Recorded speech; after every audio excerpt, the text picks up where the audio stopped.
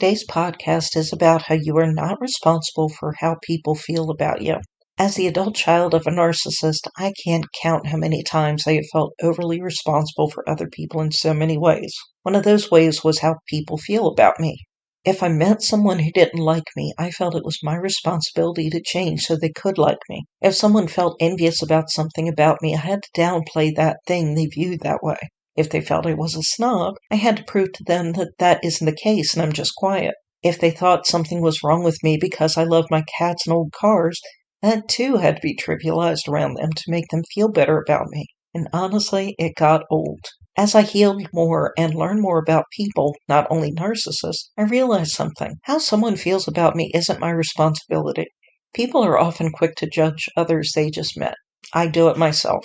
Upon first meeting someone new, I pick up on someone's energy and the subtle cues that they display quickly, and that determines if I am willing to speak to them more or not.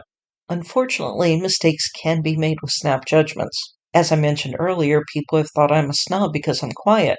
My one sister-in-law told my husband this many years ago, and she was far from the first one to make such a foolish assumption about me. And interestingly, she also wasn't the only one who behaved in the manner in which she accused me of behaving.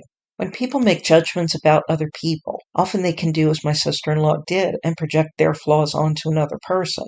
Narcissists haven't cornered the market on projection, although they definitely do it more often than the general public. The average person will do it too sometimes, and their projection makes them feel negatively about the victim of their projection. Insecurity is also a reason many people feel negatively about a person. Their insecurity makes them feel threatened or badly about themselves somehow.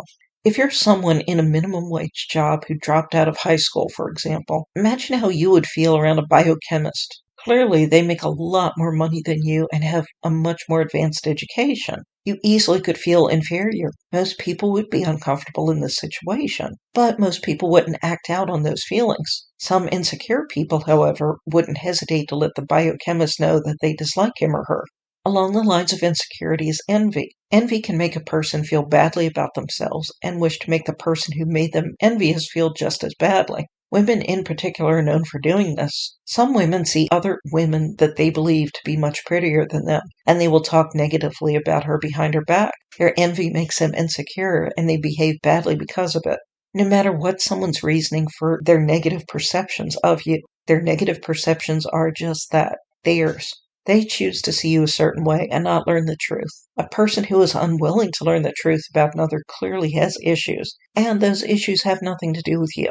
So the next time you find out someone thinks badly about you, just remember that you are not responsible for how other people feel about you. Thank you for listening to my podcast.